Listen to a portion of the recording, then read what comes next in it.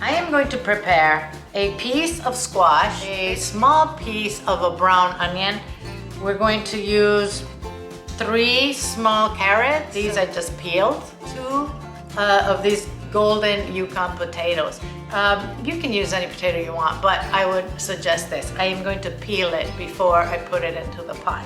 We're also going to use celery, and I'm very interested in the leaves, but I also want you to remove the strings very well because we're going to blend this soup and I don't want it to be stringy, you know? So make sure you take these little strings off.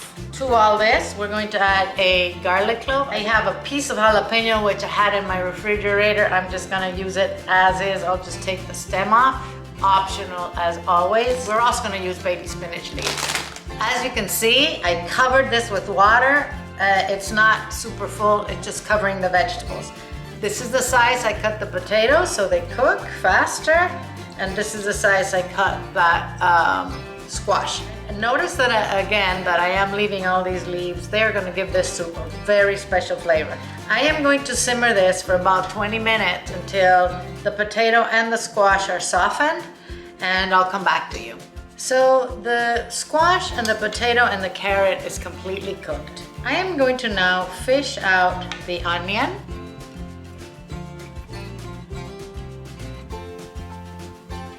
The garlic. You can also fish out the jalapeno if you'd like. I'm gonna leave it in there. And I'm going to start adding spinach.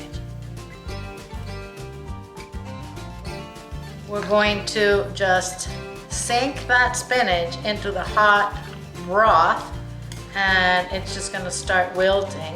I'm gonna say that I'm gonna put in about 3 cups of spinach.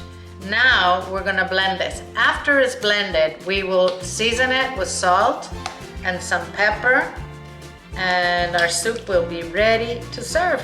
If you're gonna use a stand-up blender, wait for this to cool down before you put it in there or it will go all over the place. I'm gonna use an immersion blender, so we'll do that now. Check out this silky, beautiful soup. All right, so now we're going to add some salt. And I'll taste that to make sure it's fine. I'm gonna add a little more, just a little. I'm gonna add a little pepper. And I am going to serve. That's all I'm doing with this. You do not need to put a bunch of herbs in it and spices. It doesn't need it. You can taste those vegetables together. Thanks for watching the video. I'll see you soon.